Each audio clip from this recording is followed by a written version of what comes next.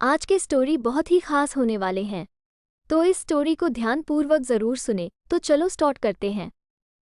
आज वह पति निराश ही घर लौट आया क्योंकि वह नौकरी की तलाश कर रहा था, लेकिन उसे अभी तक भी नौकरी नहीं मिल रही थी, जिसकी वजह से घर में समस्या पैदा हो रही थी। जब पत्नी ने देखा कि पति बहुत ही उदास बैठे हैं, वो समझ गई कि आज भी लगता है उन्हें नौकरी नहीं मिली है।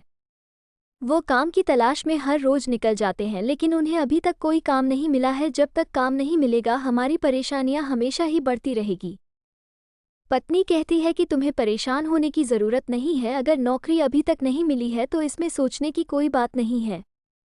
समय के अनुसार वो मिल जाएगी। जब पति बात सुनता है तो वो जानता है कि यह सिर्फ एक दिलासा है, क्योंकि जब तक मुझे नौकरी नहीं मिलेगी तब तक घर में समस्या आती रहेंगी, खाने की समस्या बढ़ती रहेगी और धन की ज़रूरत बहुत अधिक हो गई है, क्योंकि मेरे पास अभी तक कोई भी काम नहीं है।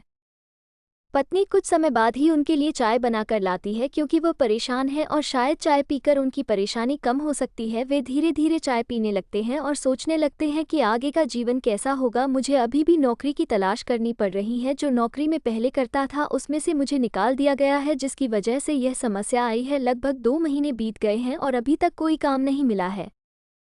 जो धन हमारे पास था वो भी धीरे धीरे खत्म हो रहा है। पति ने चाय पी ली थी और वह फिर भी सोच में डूबे रहे।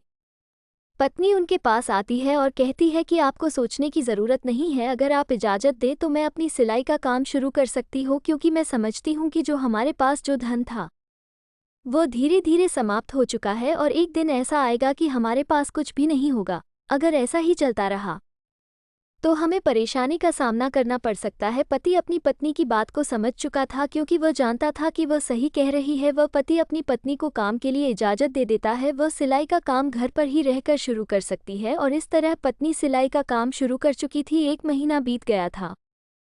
1 महीने बाद ही पति जब घर आता है तो वो कहता है कि मुझे भी नौकरी मिल गई है, अगर तुम चाहो तो ये सिलाई का काम बंद कर सकती हो। तभी पत्नी कहती है, बहुत सारे ग्राहक भी आ गए हैं, अब हम उन्हें मना नहीं कर सकते, आप नौकरी कर लीजिए और साथ ही मैं इस काम को जारी रखती हूँ, क्योंकि मुझे और घर में अधिक काम करने की ज़रूरत नहीं पड़ती है, इसलिए मेरे पास समय अधिक रहता है जिसके बाद काम कर सकते हो।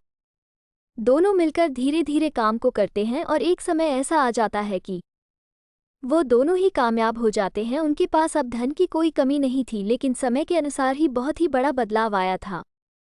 एक दिन पति अपने ऑफिस से आते हैं और घर पर बैठ जाते हैं। उसके बाद पत्नी उनके पास आती है और कहती है कि आज बहुत बदलाव आ गया है, समय बदल चुका है। एक समय ऐसा भी था कि हमारे पास कुछ भी नहीं था, हमारे पास कोई काम भी नहीं था, हमारे पास घर के खर्च के लिए भी धन नहीं था, लेकिन आज हमारे पास धन भी बच गया है।